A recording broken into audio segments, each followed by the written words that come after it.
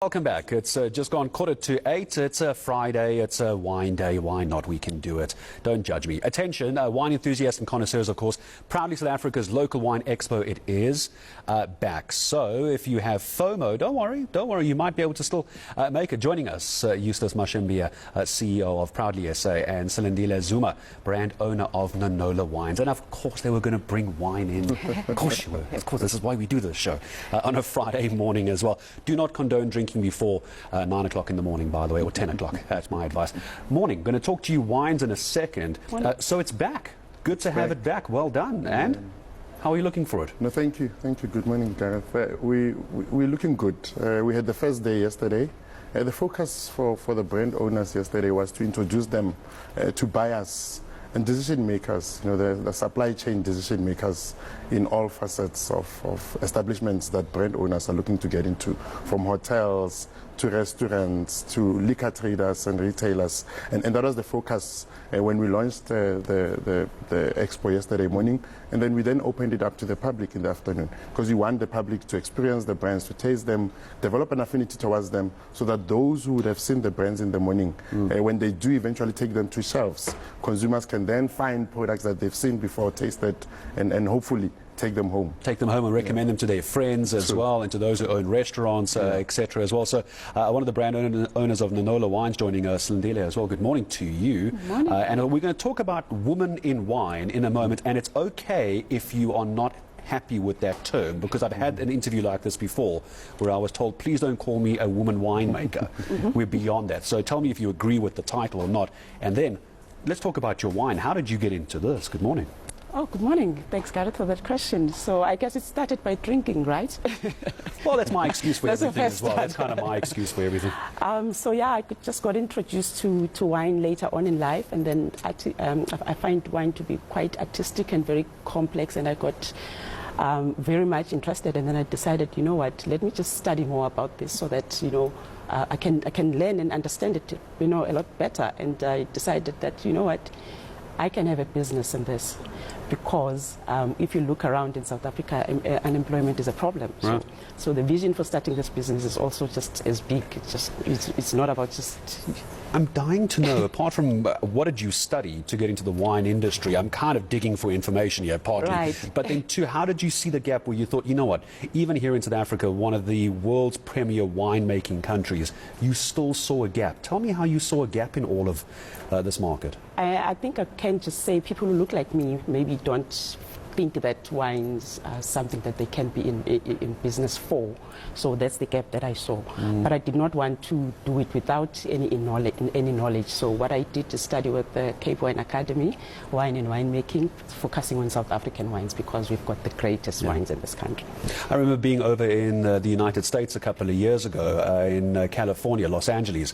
And California has a great wine industry. I'm sure you know this as well. Yes. But there were Americans going into their local bottle stores, buying South African wines. You would think they'd buy the California wines. They love our wines as well.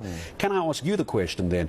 Is there a big focus on women winemakers? Again, it's a term that some people in 2023 are finding offensive, but is that a focus for you? Look, as part of the drive that we started last year, like you said when we started, that we are back, because it's the second edition of it. We are finding that the lesser known brands that really need the exposure and the market access are women-owned brands. And coincidentally, it just happened that as we went through our database, 70% of those eligible to participate in this event are women-owned brands. We don't necessarily call them women wine makers, but women-owned brands, and we are pleased with that. I think if you look at the unemployment numbers, the most affected remain Black African women. Absolutely. And the youth. That's exactly and so we know that through engaging with our member companies, a lot of them, as women entrepreneurs, employ women, which is good. So we're making a difference through this event, and we are hoping that as it grows, as the businesses grow, as they access market opportunities, and as the opportunity presents itself for them to employ more people, that they will also do the right thing. And I think that's got to be the goal as well. I'm going to ask you for details of where the expo is. I know it's up in Joburg as well. It's going to be a cold weekend, so a good weekend for some good red wine. Here is where I'm going to come and test you on this one. Now, you're the wine expert here. There's a little bit of red that's been poured. Yes. What are we looking at, Jay? This bottle's closed. Can I just grab this one? What are we looking at? Talk me through this. One. So that one is our red blend. It's made in Franschhoek. It is a blend of Cabernet Sauvignon, Merlot, Cabernet Franc, Syrah, and Petit Syrah. So it would have been classified as a Bordeaux blend, but the use of Syrah and Petit Syrah threw us off that category. But we were not even trying to be that category in any case. We wanted to have the wine that somebody who has got a matured palate can appreciate, but also the entry-level drinkers would not feel like it's attacking my palate. Yeah. So it's kind of hitting, on both sides. But the beauty about us being at the prison market or being part of the expo, which we were part of last year as well, we were the deputants of it, is the knowledge that we impart when we meet new friends and old friends. They quiz us about the wine making, why this, why that. So the knowledge that we share about the grapes, about the soil, it's also very much fulfilling. I've always been curious when it comes to those who know their wine, which obviously you do, and then we've all got those friends, I'm sure you know them, that pretend they know wine.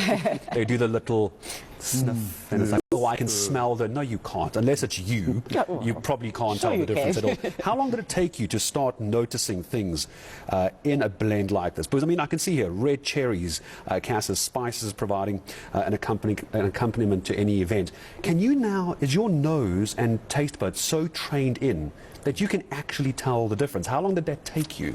I think it's exposure. I can't quantify it in years. It's a nice way of saying drinking. Yeah, you just drink. But I think what helped when I was doing the course, you have to kind of focus. I used to live in fruit and veg, so that I can smell different fruits, smell different veggies, and try and identify it. And also, wine is very subjective. I can smell berries, but you smell chocolate. It's also about what you've been exposed to that you get to pick up. I smell a hangover. That's pretty much all I smell. I love red wine, but as I'm getting older, mature, as I'm getting older, red wine just hits me. But maybe not a good quality wine like this. This will be good. I'm going to come back to you in a second. I want to say goodbye to us. But anyone watching now that wants to get into the industry, perhaps young woman, black woman, those even who are maybe older who have thought, I could probably do this. I drink a lot of it. There's probably a business here for me somewhere. What advice do you give them very briefly? You must love it to start off with. You must love to be in the business of wine, and also empower yourself with knowledge. You have to, have information, and also look up to those who've been there before you. Ask questions, do your research, and expose yourself. How do they do that? Where can they get hold of you? Or are you on the socials, as the kids say? We definitely are on Instagram at Nanola Wines, Facebook, Nanola Wines. Also, we have a website, www.nanola.wine. Nice and easy. Yeah. If you want the spelling, here it is on the big video wall behind us. You can't miss it at this point. So, happening this weekend, it's now open to the public. Yeah. This is out in Kyalami. What's the place called again? Yeah, so it's Prison Break Market out in Kyalami. We opened yesterday. So last night it was packing. Puza Thursday rocked. And as you can see, the quality of wine brand owners that we have, lots of stories being told, continues until Saturday. So today it's still open. People need to go onto our social media pages at Proudly SA or at Proudly South African and register. Get yourself a ticket. It's free to enter, but you need to register so that you get a ticket that you bring with, and come experience the high quality wines, locally made, 70% women brand owners. There's no better story this weekend. No, there isn't, really. And with some amazing wine as well. Silindile, well done. And thank you very much for coming. And what an inspiration. A job that I think any of us would love to have one day, and you're doing it well, joining us for the weekend. It's what's going to be a massive, massive wine festival. It is a Prison Break out in Kyalami. I think if you know the area, Prison Break Market out in Kyalami. Eustace, thank you very much for coming in, CEO of Proudly South Africa, and Silindile Zuma, brand owner of Nanola Wines. Go look for them online as well. It's a good weekend for some wine. Just a quick reminder, we want you to get a couple of calls in on 011